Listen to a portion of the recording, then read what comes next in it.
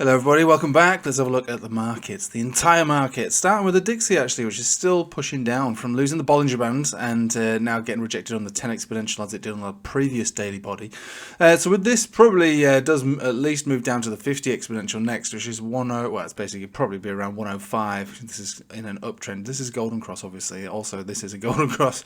So you would expect a savage reaction from it. Decent bounce from it when we get there. That's what you'd expect. Doesn't mean that it's going to happen, but as you can see at the bottom down here, we've got one drive of hidden bullish divergence, so that might be enough to start the ball rolling. Maybe a second and a third will be generated by the time we actually get reunited with these moving averages. So just think about that when that happens, because that could cause... We're not going to talk about dumps, crashes, whatever you want to call it. Just you know, a move up on the Dixie from this area could be a big one, and with a big one could cause a downtrend for everybody else. That's fine. Just as I was saying, we're likely to see a bounce on this Golden Cross when we got it. People say, no way. Everybody's talking about how the Dixie's going to zero. And so I'm with that because it favours my bias. Oh, okay. And then you got the bounce. So what we'll be looking for would be another one of those, but on a daily, so less aggressive. Well, I suppose within context, smaller in size, equally as aggressive, we'll call it. Right, let's move over to Bitcoin. So Bitcoin's doing something very interesting, nothing that we shouldn't have expected, because we were talking about the symmetrical triangle formation and how I always say, you know, the closer you get to the end of the apex normally is usually going to cause a fake out. And look, we got very close to the end of the apex, so we start the measurement from over here. And literally we broke out what looks like 90% or more of the way through. So basically the end of the apex. We got a fake out, didn't we? Wow, we're broken out. We're going to the... No! We lost it. And you come back down to the bottom of the trend line. So at the moment there's a chance that we get supported here. We've also been hit on the 50 exponential. Bang, bang, 2 times in a row. This is all part of a Golden Cross retest. But because the Golden Cross on this 4 hour has been going on since September... You know, this 50 is losing a lot of its weight. You can see that it's not really helping where be support or resistance. If anything, it's simply just a guide. And at this moment, it's kind of gone horizontal. So it's not even showing any particular direction bias. So I'll be looking for this area to hold until further notice. If it gets lost, you probably are looking for a deeper move down into the the low 90s, I'd say. But for the moment...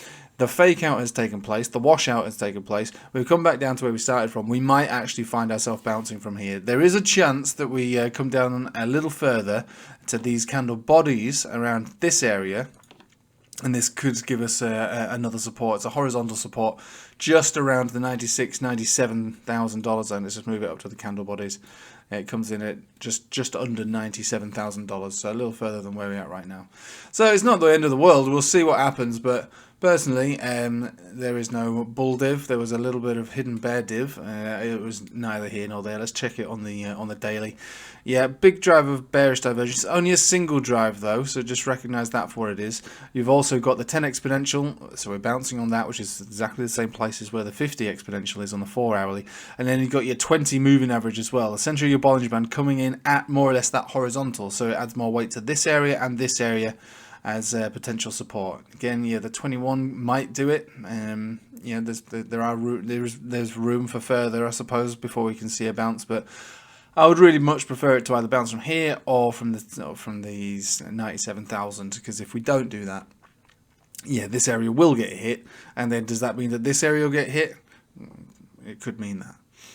Let's have a look about Ethereum, because Ethereum's basically in a steady uptrend with so much bearish divergence across this that it's hard to say it's not looking for a deeper pullback. 10 exponential sitting at 3,821. The 20 and the 21 is at 3,628. Horizontal back down here, 3,300, blah, blah, blah. And obviously the big golden cross down here at 3,000. So much opportunity from lower areas. So much opportunity. I mean, you're spoiled for choice. I think the problem is patience for a lot of people. You just got to be patient. You know, I wouldn't suggest that this area right now is ripe for the buying. If you're looking to do sort of scalpy trades, then yeah, I suppose that's what these areas are for. But for buying for a longer period, you know, I don't like it. Obviously, you know, you don't buy a 7 simple or even a 10 exponential for the long term. You know, you buy those as in I'm playing this trend. But since we've got all this bearish divergence, yeah, this is going to break at some point soon. Whether it's this time round or next time, it's going to break at some point. The area is always going to be these 200 simples and exponentials, which again at the moment are around 3,000. And obviously that would be a shocking move from where we're at right now, 22% down from today's price action from where we are right now. So it might not, you know, might not be seeing it this soon. These will creep up, and they will be creeping up slowly and surely with every day that closes. So yeah, supports are getting and will be getting higher with every day. So this is the measured move right now. A couple of weeks will be around here. You know, next year it'll be up here. So long as price action remains higher than those moving averages, they will creep up higher and higher and higher. And they are lagging. So even if we do break down, it takes you know, in the case of a 200, it depends on the size of the move, but it usually take a week or more for it to start to go horizontal and then trend down. So everything is in favor of a giant uptrend still. We've got the trend signal, we've got the golden cross, we've got everything. You just want to be reunited with a significant support really before you go hard on anything like that. The dominance chart then, so dominance chart sort of turning up around a bit here. Again, you're still part of a golden cross, although it's not very well respected at all. One drive of hidden bullish divergence, just a single drive on the RSI.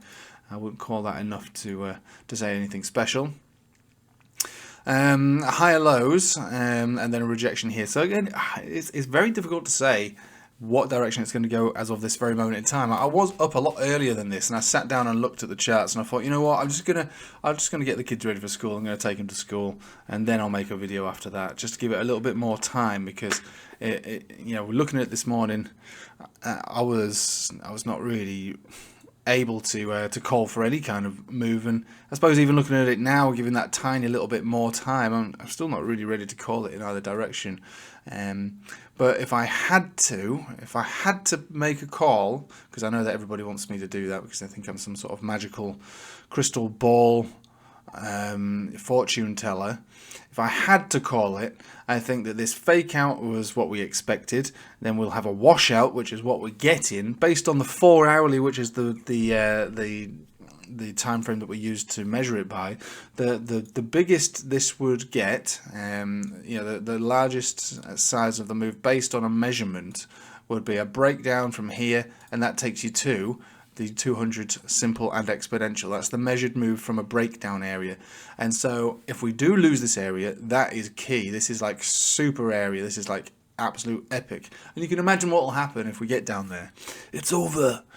We're going to the 60,000, 55,000 I heard. No, it's 20,000. The bear market's begun. You bought the top. And I'll be like, oh, well, I mean, it's still a massively bullish chart, offering nothing more than a major opportunity here, with a measured move that comes all the way down into a golden cross. So that would be that's like max pain, sort of super mega damage, max pain. But realistically, you know, we are still holding above a 50. We were more or less holding above the formation itself. We're also sitting on that 10 exponential bounce, which is very bullish, and then below that we've got the 20 moving average here, and then a 21. So there's so much support below us, I can't tell you which one's going to get hit. But if I was to call it in either direction, I think maybe we sweep the lows and then go back up to a new all-time high. That's right, you heard it here first. We're going to a new all-time high. Based on what I think is going to happen, based on what I can see. Again, my thoughts are based on the technicals. They're not based on what I want.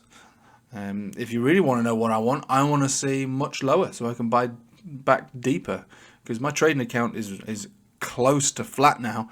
You know, all exit points on the majority of my altcoins have fulfilled, and I'm sitting in a big pile of cash, and I just want to get back in.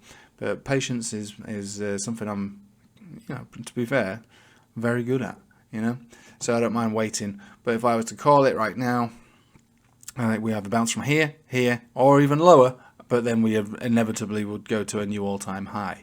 And you know, we got a measured move up here like 107, but this is effectively void now, because we got a fake out. So really, the measurement on the way down is more appropriate, which actually takes you down to around 91, and then from there move up into the hundreds again. Right, thank you for watching. I hope you have a nice day. Subscribe, like, share, comment, and whatever. And yeah, like I say, have a nice day. Take it easy.